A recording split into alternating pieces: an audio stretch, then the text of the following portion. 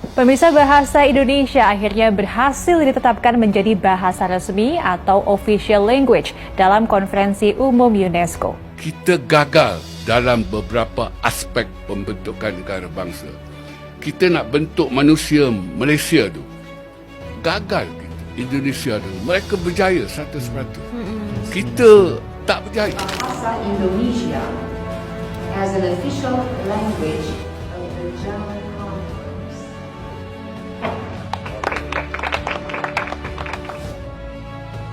Bahasa Indonesia mencetak sejarah.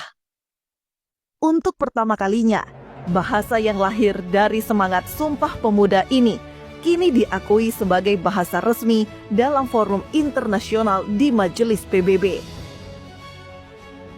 Ini bukan sekedar pengakuan, tapi pengukuhan atas posisi strategis Indonesia di panggung global. Namun, di balik euforia ini, muncul riak kontroversi dari negeri tetangga Malaysia. Sejumlah netizen Malaysia melayangkan protes keras, menuding bahwa UNESCO dan PBB seharusnya mengakui bahasa Melayu, bukan bahasa Indonesia. Mereka mengklaim bahwa bahasa Indonesia hanyalah turunan dari bahasa mereka. Tapi benarkah demikian? Apakah protes itu berdasar atau hanya cermin dari kecemburuan budaya? Dan mengapa justru para profesor Malaysia sendiri mengakui kemunduran bahasa Melayu? Simak selengkapnya dalam video ini.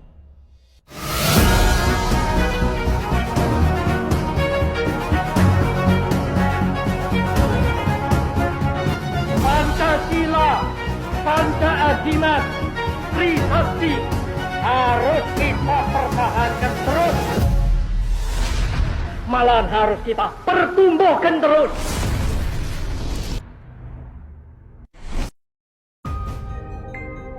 Bahasa Indonesia mencatat sejarah baru dengan menjadi bahasa resmi dalam sidang organisasi pendidikan, ilmiah, dan kebudayaan Perserikatan Bangsa-Bangsa atau UNESCO. Keputusan ini menjadikan bahasa Indonesia sebagai bahasa ke-10 yang digunakan di forum tersebut. Keputusan UNESCO menetapkan bahasa Indonesia sebagai bahasa resmi merupakan hasil panjang yang membanggakan.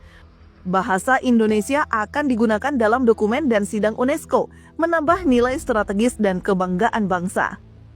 Meski menjadi kebanggaan nasional, keputusan ini memicu reaksi dari Malaysia. Beberapa warganet Malaysia menilai seharusnya bahasa Melayu, bukan bahasa Indonesia yang UNESCO akui. Mereka menganggap bahasa Indonesia sebagai bagian dari bahasa Melayu. Pemerintah Indonesia melalui Pusat Pembinaan Bahasa dan Sastra menjelaskan bahwa klaim tersebut tidak tepat. Bahasa Indonesia telah berkembang menjadi bahasa negara dengan karakteristik dan kosakata yang berbeda dari bahasa Melayu. Nah, muncul pertanyaan dari sidang, akan menggunakan istilah apa? Saya bertahan untuk menggunakan nama bahasa Indonesia. Ada yang protes, itu kan bahasa Indonesia asalnya dari bahasa Malaysia, bahasa Melayu. Bahasa Indonesia itu sekarang sudah berbeda dengan bahasa Melayu. Bagi bangsa Indonesia, ya, bangsa Indonesia, status bahasa negaranya, bahasa nasionalnya, itu adalah bahasa Indonesia. Bahasa Melayu adalah satu di antara 718 bahasa daerah. Berarti bagi kita, bangsa Indonesia, bahasa Melayu adalah bahasa daerah statusnya, bukan bahasa negara, bukan bahasa nasional. Bahwa di Malaysia, di Brunei itu menjadi bahasa negara, menjadi bahasa nasional, itu urusan mereka. Bahasa Indonesia memiliki keunikan tersendiri karena bersumber dari 718 bahasa daerah di seluruh Nusantara. Setiap tahun, Badan Bahasa menargetkan 500 hingga 1000 kosakata bahasa daerah untuk ditambahkan ke dalam Kamus Besar Bahasa Indonesia. Meskipun mendapat protes dari netizen Malaysia, pihak UNESCO dan PBB tetap pada pendiriannya. Mereka menegaskan bahwa penetapan bahasa Indonesia sebagai bahasa resmi didasarkan pada fakta linguistik, historis, serta jumlah penuturnya yang mencapai lebih dari 275 juta orang, menjadikannya salah satu bahasa dengan penutur terbanyak di dunia.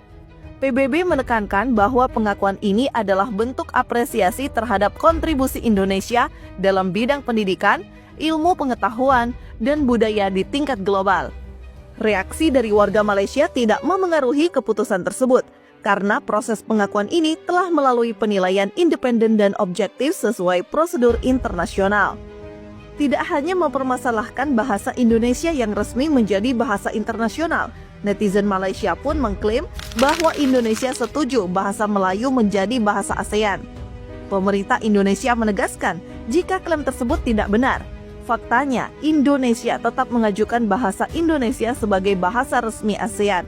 Mantan Perdana Menteri Malaysia, Ismail Sabri Yaakob, memang pernah mengusulkan supaya bahasa Melayu menjadi bahasa ASEAN.